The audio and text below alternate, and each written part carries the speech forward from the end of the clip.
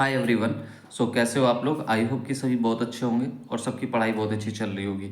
तो रोज़ की तरीके आज फिर से हम लोग 25 क्वेश्चन ले आए हैं जो आपके एग्ज़ाम के लिए काफ़ी हेल्पफुल होने वाले हैं। उनको प्रॉपर डिस्कशन के थ्रू समझेंगे। और आप देख रहे हैं बीनाज आर्ट इंस्टीट्यूट, तो जिन लोगों ने भी अभी तक सब्सक्राइब नहीं किया है तो प्लीज़ सब्सक्राइब कर दें अगर आपको आपके एग्ज़ाम से रिलेटेड चीज़ें लग रही हैं, आपको चीज़ें समझ में आ रही हैं तो। ठीक है, सो आज की क्लास स्टार्ट करते हैं और आगे बढ़ते हैं। पहला क्वेश्चन है, लघु चित्रकला भारत के किस हिस्से में विकसित हुई थी? तो कल मैंने इसके बारे में बताया अभी तक कि कौन से हिस्से में विकसित हुई थी। ठीक है, तो उस पहला ऑप्शन है उत्तरी, पूर्वी, उत्तरी पश्चिमी या उत्तर पूर्व। तो लघु चित्रकला जो है कहाँ से स्टार्ट होती है? ये अजंता और जोगीमारा का जो टाइम था, अजंता जोगीमारा का, इनको एंड करते हुए ये भित्ति चित्रण था इस टाइम पे। ये जब खत्म होता है तो मध्यकाल स्टार्ट होता है, मध्यकाल। ठीक है, कब स्टार्ट होता है? लगभग 650 में। ठीक है, 650 से उस समय चल रही होती हैं कुछ गुफाएं हैं, जैसे कि आपकी एलोरा है, सत्तनवासल वगैरह, इनका टाइम पीरियड ये उस समय थी, तो ये पूर्व मध्यकाल के अंतर्गत आती। तो इसको हम समझ लेते हैं पहले। ये भित्ति चित्रण, जब ये अजंता जोगीमारा वगैरह में ये भित्ति चित्रण चल रहा होता है, उसके बाद क्या आता है? मध्यकाल। मध्यकाल ये टाइम पीरियड रहता है। ठीक है, तो 730 से 750 या 730 या 750 से 1197, ये आपकी पाल शैली का टाइम है, पाल शैली। और यहीं से आपका लघु चित्रण, मिनिएचर पेंटिंग जिसे बोलते हैं,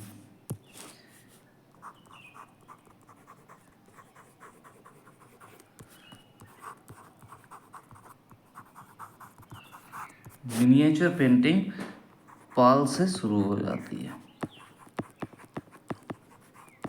ठीक है, पाल शैली को विकसित किसने किया? पाल शासकों ने।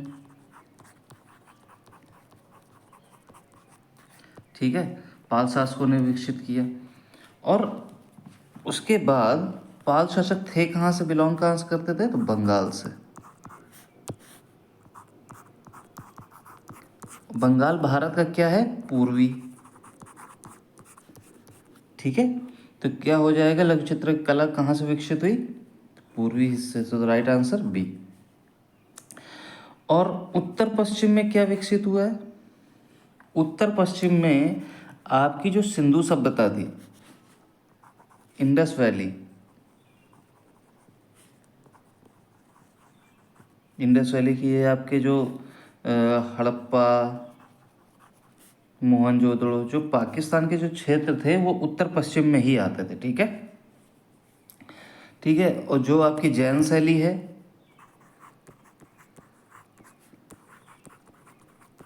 जैन शैली, ये पश्चिमी भारतीय शैली कहलाती है। तो आपके पश्चिम में इस्टेब्लिश होती है जाके। ठीक है, आगे आ जाते हैं। भारत में लघु चित्रों की शुरुआत किसने की थी? तो अभी मैंने आपको बताया ही। तो ऑप्शन में मुगल है, अपभ्रंश है, पाल है या राजस्थानी। तो आपको बताया ही, पाल शासकों द्वारा पाल शैली इस्टेब्लिश हुई। ठीक है, कहाँ? तो पूर्वी हिस्से में भारत के। ठीक है, पाल। राइट आंसर क्या हो जाएगा? सी। क्वेश्चन नंबर थर्ड, धीमान और वित्तपाल को पाल शैली का संस्थापक किसने माना था? आनंद कुमार स्वामी ने, राय कृष्णदास ने, लामा तारानाथ ने या वाचस्पति गहरोला ने? तो धीमान और वित्तपाल को पाल शैली का संस्थापक माना था लामा तारानाथ ने। ठीक है, लामा तारानाथ वही हैं जिन्होंने पाल शैली को पूर्वी और नाग, इन दो नामों से उच्चारित किया था। ठीक है, तो लामा तारानाथ ने पूर्वी शैली भी कहा है, नाग शैली भी कहा है। ठीक है, आगे आ जाते हैं। शिवराम मूर्ति ने श्री शिवराम मूर्ति ने किसको पांडे चित्रकला का केंद्र माना था? बादामी को, सिंगरिया को, चित्तनवासल को, अजंता को? तो मैं बता देता हूँ। तो शिवराम मूर्ति ने पांडे चित्रकला का केंद्र किसको माना था? चित्तनवासल को। कैसा क्या रहा है? इसकी खोज जो है 1934 में की थी। ठीक है, 1934 में ध्रुवील महोदय ने की थी। ठीक है, कावेरी नदी के किनारे, तमिलनाडु में है। क्लियर है? उसके बाद ध्रुवील ने ही अपने लेख में लिखा कि टी.एस.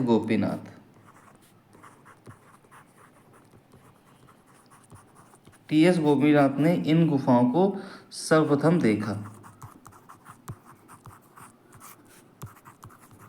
ठीक है, और शिवराम मूर्ति ने इनको, ये वैसे तो देखो पल्लव वंश के टाइम की हैं, पल्लव शासकों की।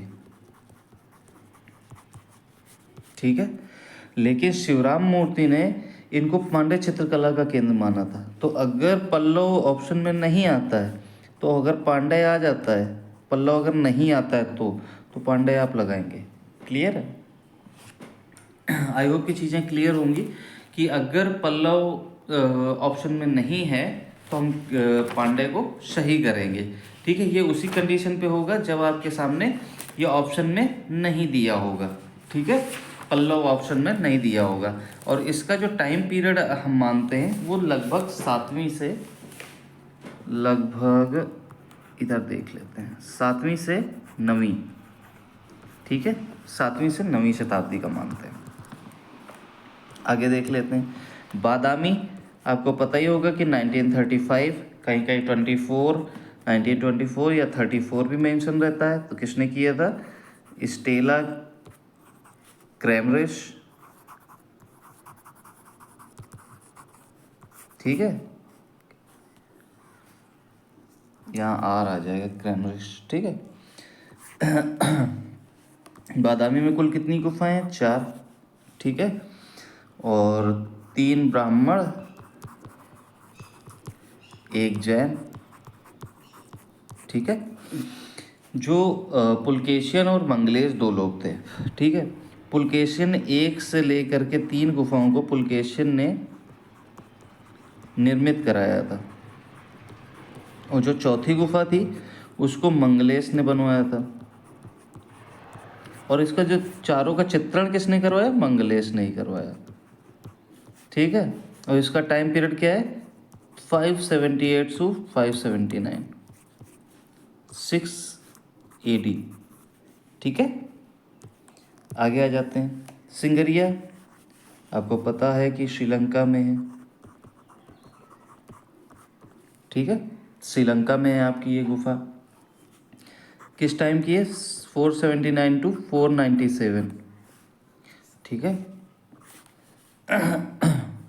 मटाले जिला में है। 1830 में खोज हुई। 1889 में इनकी प्रतिलिपि बनी। किसने बनाई? मिस्टर मुरे ने। और खोज किसने की? फोमर्स, मेजर फोमर्स ने। ठीक है, आयोग भी क्लियर होगा। अजंता आपको पता ही है कि महाराष्ट्र में है, और इनके बारे में काफ़ी जानकारी आप लोगों को दे ही रखी है। आगे बढ़ते हैं। क्वेश्चन नंबर 5 हमसे क्या कह रहा है? इनमें से कौन सा असंबद्ध है? अजंता, बादामी, बाघ, सिंगरिया। तो इसमें कौन सा असंबद्ध है? तो देखो, अजंता आपकी बौद्ध धर्म से संबंधित रही है। बादामी आपकी ब्राह्मण, और अभी मैंने बताया ब्राह्मण और जैन से रिप्रेजेंट करती है। बाघ आपकी बौद्ध को रिप्रेजेंट करती है। ठीक है, और सिंगरिया भी आपको बौद्ध को ही रिप्रेजेंट करती है। तो इसमें क्या अलग है? बादामी अलग है। ठीक है, तो बादामी इज राइट आंसर। देखो, लास्ट वाले ऑप्शंस में मैंने एलेबोरेट किया था बादामी को। इसमें कुछ और नई चीज़ें आपको बता देता हूँ कि ये कहाँ पे है, कैसे है। वहाँ पे खोज वगैरह बता दी थी किसने इस्टेब्लिशमेंट करा है। तो ये कर्नाटक में है। कर्नाटक के बीजापुर के आईहोल के निकट, बीजापुर के आईहोल के निकट, ठीक है। स्टेला क्रैमरिस ने खोज की, वो आपको पता ही चल गया है। बादामी का पुराना नाम क्या था? पुराना नाम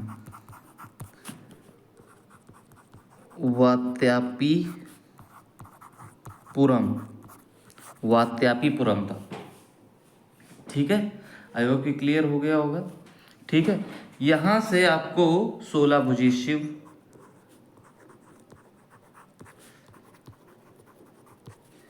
त्रिविक्रम, शेषाशायी विष्णु,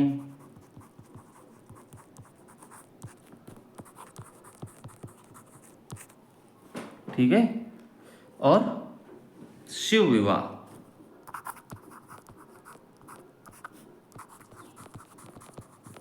ठीक है, ये आपके यहाँ से पाई जाती हैं। आई होप की चीज़ें क्लियर होंगी। आगे बढ़ते हैं। गीत गोविंद और कल्पसूत्र किस धर्म की सचित्र रचना थी? बौद्ध धर्म की, हिंदू धर्म की, वैष्णव धर्म की या जैन धर्म की?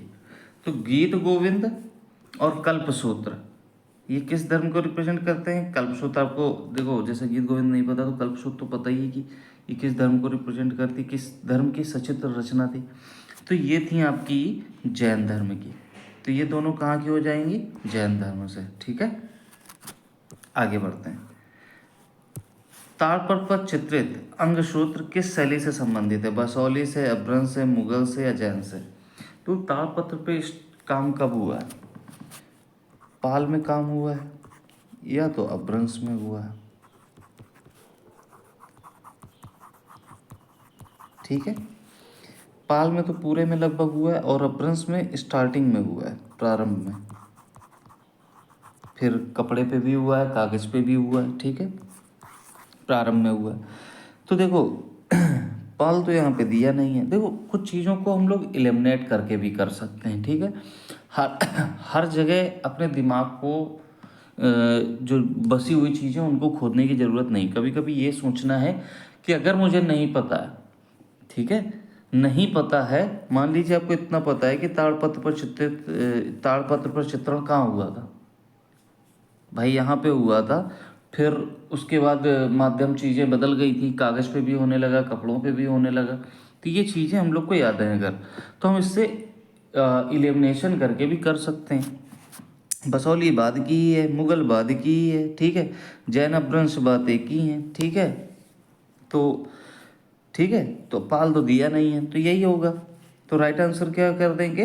अपभ्रंश। अपभ्रंश के ताड़पत्रित ग्रंथ में है, ठीक है, ताड़पत्रित ग्रंथ में। आगे आ जाते हैं। सवा चश्म, जस्ट अ सेकेंड, हाँ, सवा चश्म चेहरे का प्रयोग कहाँ पर किया गया है? पाल में, राजस्थानी में, पहाड़ी में, ईरानी में। चश्म आपको पता ही होगा कि देखो जब किसी का फेस बनाया जाता है, ठीक है, किसी भी चित्र में जब चित्र बनाया जाता है तो उसका कितनी आँखों का हिस्सा, मतलब 2 आँखें हैं तो जैसे बोला गया कि सवा चश्म, ठीक है, तो उसी हिसाब से उसकी उतनी आँखों को दिखाया जाएगा। अगर पूर्ण रूप है सामने तो दोनों आँखें दिखाई देंगी, ठीक है, तो उस चीज़ को चश्म बोला जाता है। तो अब हम बात करेंगे सवा चश्म चेहरे का प्रयोग कहाँ किया गया है, ठीक है। तो देखो एक चीज़ समझ लो कि जो आपकी पाल, एक सेकेंड, जस्ट अ सेकेंड, हाँ, पाल, अपभ्रंश, पाल जैन अपभ्रंश, एलोरा, यहाँ सब जगह सवा चश्म हुआ है, ठीक है। आई होप कि क्लियर होगा। फिर आ जाओ, ये यहाँ से पाल से ही मिनिएचर पेंटिंग स्टार्ट होती, ठीक है। फिर आ जाओ मुगल, राजस्थानी, दक्षिणी और पहाड़ी। यहाँ पे क्या यूज हुआ है? एक चश्म। क्लियर होगा। ईरानी प्लस सित्तनवा असल में,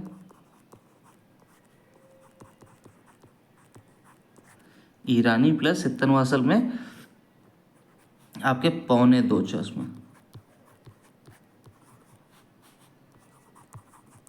ठीक है, जिन लोगों को ना पता हो या किसी के पास नोट डाउन ना हो तो ये सब चीज़ें नोट डाउन कर लीजिएगा, काफ़ी इंपॉर्टेंट है आपके लिए। ठीक है, 2.25 चश्मा हो गया। उसके बाद कंपनी शैली में, कंपनी शैली में आपका 1.5 चश्मा।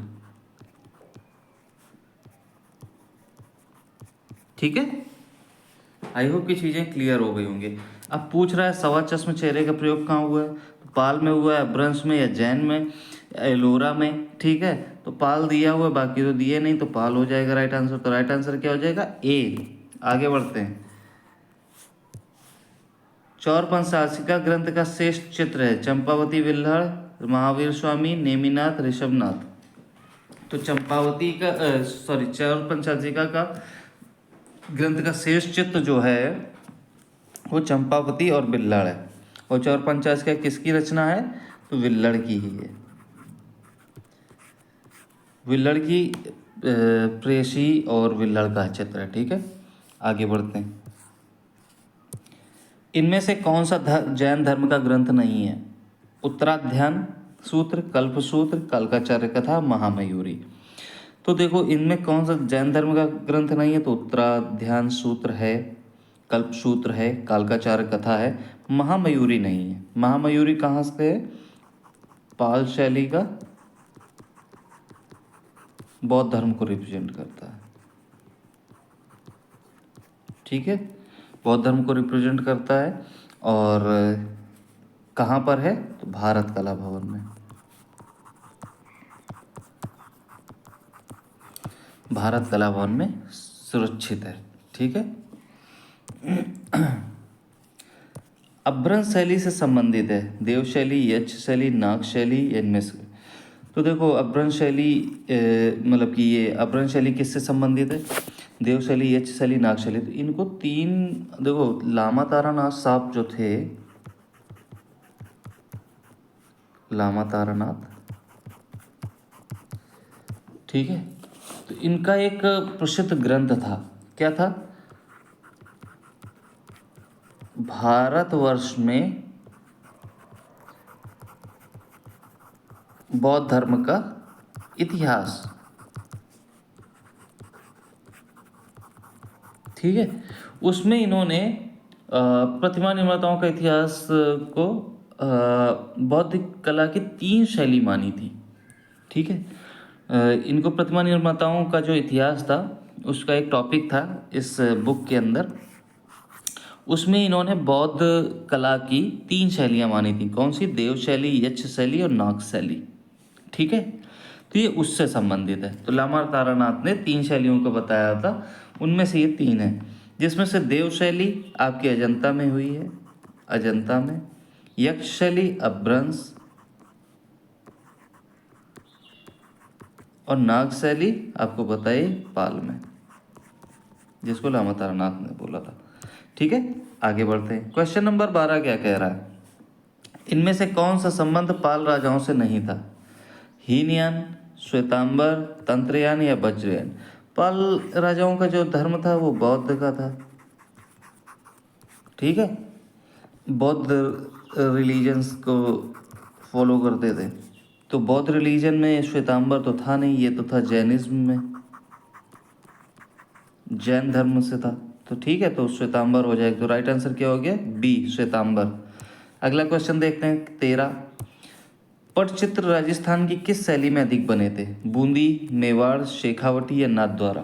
तो आप लोगों को पता ही है कि जो नाथद्वारा था, पिछवाई चित्रकला जो है मेवाड़ से रिप्रेजेंट की जाती है, मेवाड़ के अंतर्गत आती है। इसमें पटचित्रण होता था। ठीक है, पटचित्रण होता था। तो इसके बारे में थोड़ा सा बता देते हैं कि नाथद्वारा जो है पिछवाई चित्रण के लिए काफ़ी फेमस है, पिछवाई चित्रण के लिए।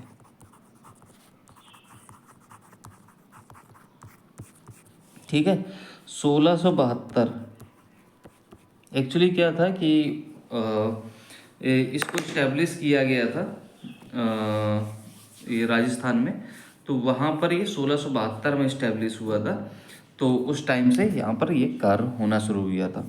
पिछवाई होता है कि जो श्री कृष्ण जी हैं ये, तो उनके पीछे जो पर्दा लगा होता था उसमें जो चित्रण होता था उसके लिए।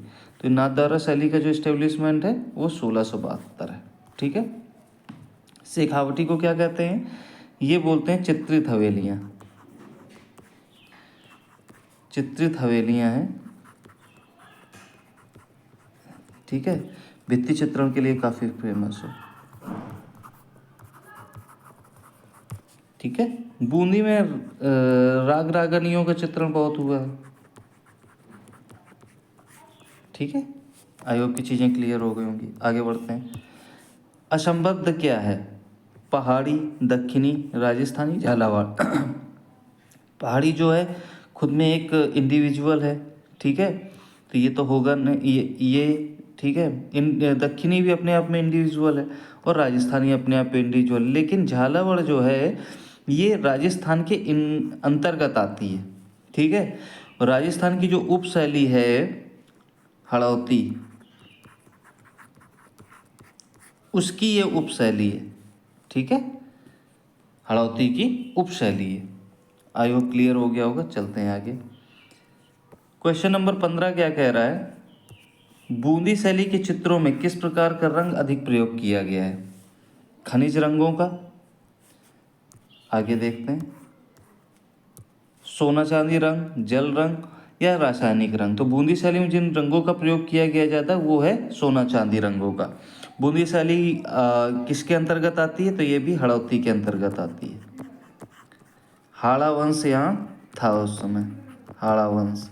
ठीक है। हाड़ा वंश का शासन था। उसके बाद इसका इस्टेब्लिशमेंट कब हुआ? 1342 में राव देवाजी द्वारा। क्लियर है? राव देवाजी द्वारा। आगे बढ़ते हैं। मुगल शैली का चित्रकार है। मुगल शैली का चित्रकार है मनोहर, निहाल चंद, निसारदीन या सुरजन।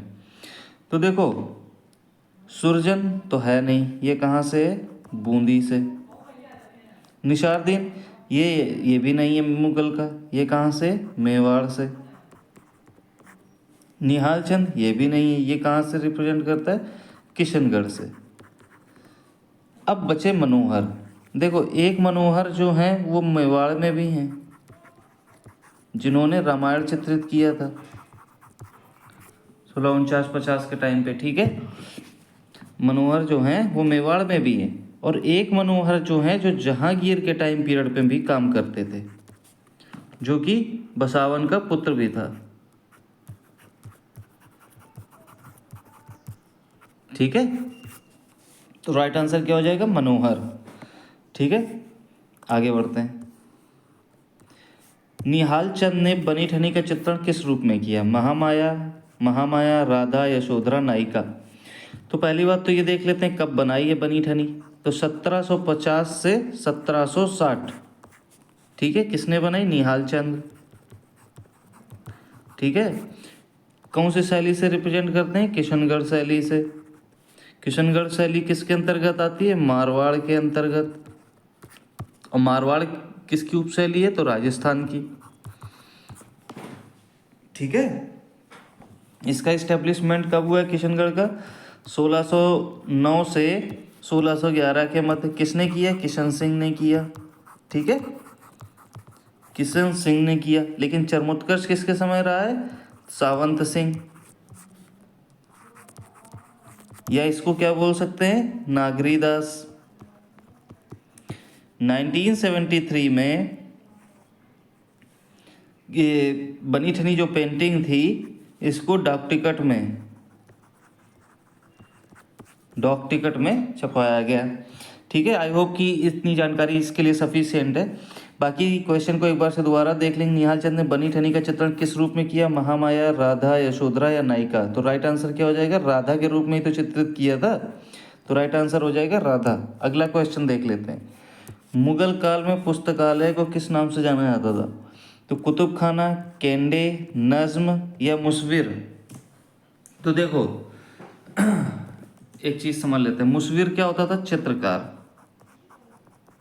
फोटो खींचने वाला, फोटो बनाने वाला या चित्रकार, उसको बोला जाता था आपका मुसविर।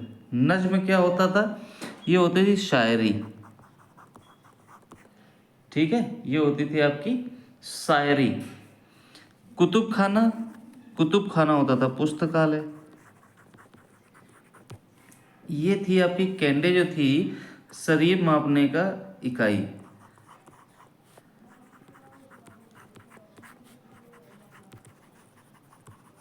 ठीक है, ये किसके टाइम पे थी? ये मुगलों के टाइम की है। ठीक है, किसके टाइम पे है? मुगल काल पे। ठीक है, पुस्तकालय, कुतुब खाना। ठीक है, पुस्तकालय के लिए कुतुब खाना, पुस्तकालय कुतुब, कैंडे शरीर मापने की इकाई, नज्म शायरी और मुशविर चित्रकार। ऐसे ही करके कई और चीज़ें भी हैं जिनको बोला जाता है। ठीक है एक सेकेंड। जैसे कि तस्वीर, चित्र को तस्वीर बोलते हैं। ठीक है, चित्र को तस्वीर बोलते हैं। और जैसे कि और क्या हो सकता है? नक्श होता है, नक्श। नक्श को क्या बोलते हैं? चित्रित करना। तो इस तरीके की कई सारी चीजें हैं। ठीक है, और भी बहुत सी चीजें होती जिनको अलग अलग नामों से उस टाइम के लोग बुलाते थे मुगल काल में। लाल पुष्प, सॉरी, लाल पुष्प किस मुगल कलाकार का चित्र है? जगन्नाथ का, मंसूर का, बिशन दास का या अबुल हसन का? तो लाल पुष्प के लिए हमेशा याद रखेंगे मंसूर राइट आंसर है। ठीक है, मंसूर किसके समय का है? जहांगीर का। ठीक है, जहांगीर के समय का। जहांगीर का दूसरा सबसे चहेता चित्रकार था, पहला कौन था? अबुल हसन। ठीक है, आगे आ जाते हैं। अगला क्वेश्चन हमसे क्या कह रहा है कि फारूक बेग का शिष्य जिसने बिशन दास, गोवर्धन, अबुल हसन और मनोहर के चित्र बनाए थे। तो फारूक बेग का शिष्य भी है और उसने बिशन दास, गोवर्धन, अबुल हसन, मनोहर के चित्र बनाए। तो गोवर्धन ने बनाए थे या दौलत ने बनाए थे या मुराद ने या विचित्र ने? तो जो इसके चित्र बनाए हैं वो दौलत ने बनाए। तो राइट आंसर क्या हो जाएगा? बी, दौलत। आगे देख लेते हैं, जस्ट अ सेकेंड। हाँ, संथालों का बसंत उत्सव किसने चित्रित किया था? तो असित कुमार हल्दार ने, तैयब मेहता ने, रामकिंकर बैज ने या नंदलाल बोस ने? तो देखो, असित कुमार ने संथाल लोक नृत्य,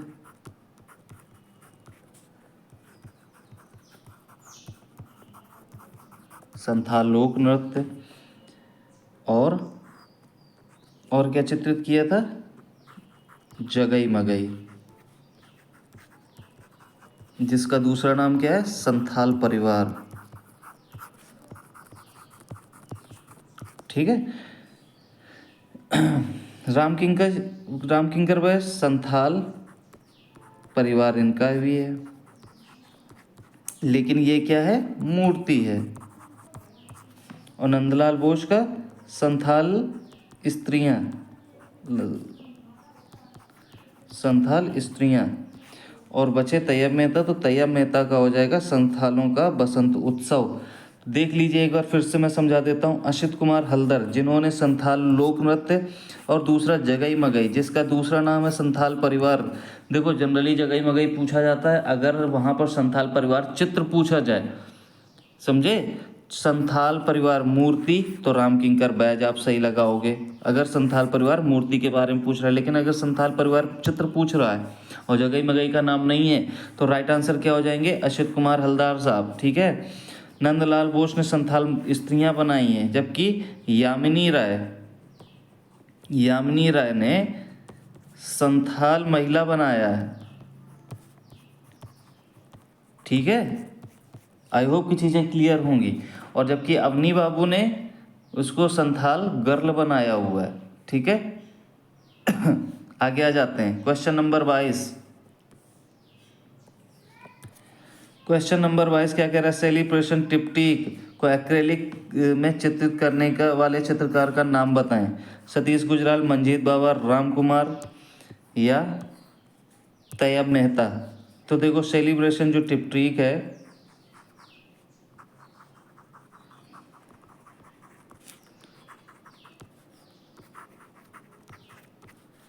ठीक है, सेलिब्रेशन ट्रिप्टिक जो है वो तैयब मेहता साहब की, ठीक है। इसके अलावा शांति निकेतन,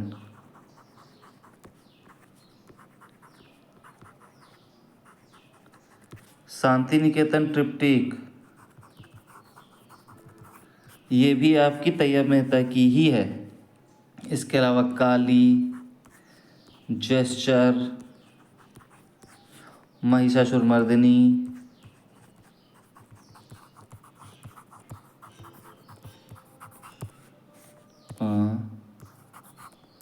ठीक है, विकर्ण जिसे डायगनल भी बोलते हैं, ठीक है। तो ये इनके काफ़ी प्रमुख चित्र हैं। आगे बढ़ते हैं। ग्रीन लोटस पॉन्ड के चित्रकार कौन है? गोगी सरोज पॉल, ए रामचंद्रन, गुलाम मोहम्मद शेख या गुलाम रसूल संतोष। तो ग्रीन लोटस पॉन्ड के लिए जो आपके प्रसिद्ध हैं वो हैं आपके रामचंद्रन, जिनका जन्म कब हुआ? 1935। कहाँ हुआ? केरला में। शिक्षा कहाँ से ली? शांति निकेतन, शांति निकेतन। इनका रिसेंट में अभी डेथ भी हुई है, ठीक है, फरवरी 2024। ये काफ़ी इम्पोर्टेंट हो जाते हैं इस वजह से, ययाति के लिए बहुत प्रसिद्ध हैं। ययाति हो गई, कब्र खोदने वाला,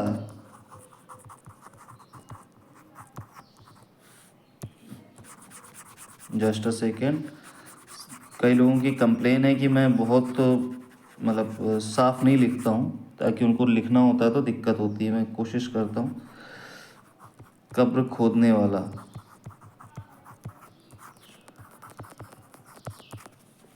काली पूजा,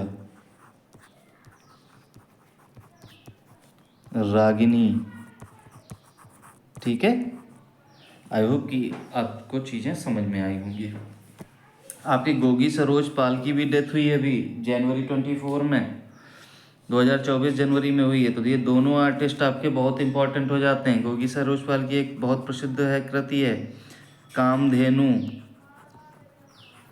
कामधेनु श्रृंखला, तो इनको भी याद रखिएगा। गुलाम मोहम्मद शेख आपको याद ही होंगे, जिनकी बोलती सड़क, घर वापसी, मैन, फंतासी, स्वप्न, ये काफ़ी इनकी फेमस। घर जतन श्रृंखला है, अथवा श्रृंखला है जो गुजराती गद्य सीरीज है, ठीक है, वृश्चिक भी है। तो ये सब चीज़ें याद रखनी। उसके अलावा गुलाम रसूल संतोष समुद्र प्यासा के लिए जाने जाते हैं, ठीक है। इन्होंने इंदिरा गांधी समुद्र प्यासा इनका उपन्यास है, ठीक है।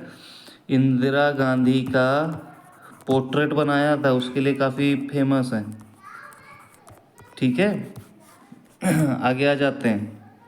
और गुलाम रसूल संतोष आपको पता ही होगा कि तांत्रिक कलाकार हैं, ये तो सबको रटा होगा। तांत्रिक कलाकार तो सबको रटा होगा गुलाम रसूल संतोष का। किस चित्रण विधा में माध्यम का उपयोग नहीं किया जाता है? एक्रेलिक में, पेस्टल में, टेम्परा में या जल रंग में? तो ये क्वेश्चन आप लोगों का अभी रिसेंट में एक जगह आया भी था, ठीक है। ये EMRS में आया था कुछ क्वेश्चन करके, ठीक है, कि जिसमें माध्यम का प्रयोग नहीं किया जाता। तो एक्रेलिक में किया जाता है कि नहीं? बिल्कुल किया जाता है। ऑयल एंड वाटर, ठीक है, और पानी व तेल व पानी। पेस्टल में आपका कोई माध्यम यूज नहीं होता है। इसमें होता है, एक होता है फिक्सेटिव,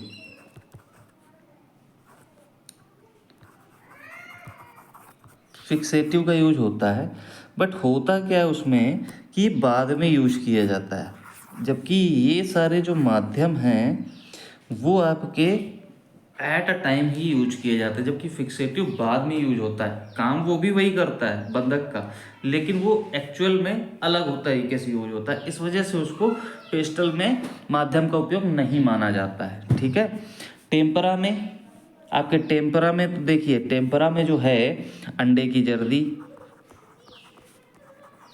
अंडे की जर्दी, गोंद, दूध और ग्लिसरीन, ये सारी चीज़ें होती हैं यूज माध्यम के रूप में। जबकि जल रंग में पानी, ये हो गया तीनों में माध्यम, और पेस्टल में नहीं होगा। लेकिन क्या यूज होगा, फिक्सेटिव का यूज किया जाता है कि और लंबे समय तक उसको पकड़ बना के रह सके रंगों को, क्योंकि चूड़ों का यूज किया जाता है। तो फिक्सेटिव का यूज करके उन कलर्स को अच्छे से लंबे समय तक रखा जा सके, लेकिन एट अ टाइम नहीं यूज किया जाता है, इसलिए उसको पेस्टल सही कराया जाता है। ठीक है, आगे आ जाते हैं। भारतीय चित्रकला का मूल तत्व है रेखा, धर्म, वर्ण, काम। तो भारतीय चित्रकला का मूल तत्व जो हो जाएगा वो हो जाएगा रेखा। ठीक है, भारतीय चित्रकला, ठीक है, का मूल तत्व क्या है, रेखा। भारतीय कला में किसका महत्व हो जाएगा, तो वो हो जाएगा रंग का। कला में रंग, चित्रकला में रेखा।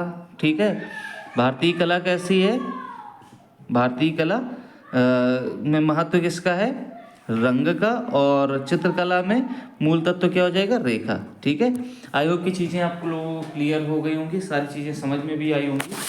और आज जैसे कि आज फ्राइडे आई थिंक, और कल सैटरडे हो गया, तो कल आपकी बहुत अच्छी कुछ हम लोगों ने डिज़ाइन की हुई आर्टिस्ट से रिलेटेड क्वेश्चन जो प्रीवियस ईयर में भी आए हुए हैं और जो आने की उम्मीद हम लोग कर सकते हैं, उस हिसाब से डिज़ाइन किया हुआ है। फुल एलेबोरेशन के साथ समझेंगे और कोशिश करेंगे कि हो सकता है कि अगर कल 100 सब्सक्राइबर भी हमारे पूरे हो गए तो हम कल लाइव आने की कोशिश करेंगे।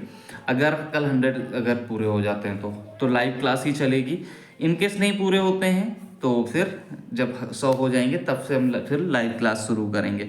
सो जो लोग भी अभी तक वीडियो को देख रहे हो काइंडली सब्सक्राइब कर दीजिएगा चैनल, लाइक करना ना भूलें और शेयर ज़रूर कर दीजिएगा। सो क्लास को यहीं एंड करते हैं। अच्छा, मैं एक चीज़ भूल गया हूँ आपसे बात करने के चक्कर में कि आज का होमवर्क क्या है। आधुनिक चित्रकार निम्नलिखित में से एक के प्रति बहुत सचेत है, रेखा, तान, अनुपात या पोत। ये क्वेश्चन देख लीजिए, इसका आंसर भी देना जैसे कि हम लोग रोज़ होमवर्क देते हैं। मैं मतलब कि बोलने के चक्कर में भूल गया था आप लोगों को होमवर्क देना। सो ये आपका होमवर्क है। जितने लोग भी देखेंगे वीडियो, सब लोग कमेंट बॉक्स में इसका आंसर दीजिएगा। अभी मैं देख रहा हूँ कि 1-2 लोगों का कमेंट आता है, बाकी लोग उसको कमेंट करते ही नहीं हैं। तो जो आपका आंसर हो कमेंट बॉक्स में करिएगा। तो सो थैंक यू, चलते हैं, गुड बाय, कल मिलते हैं ऑन टाइम।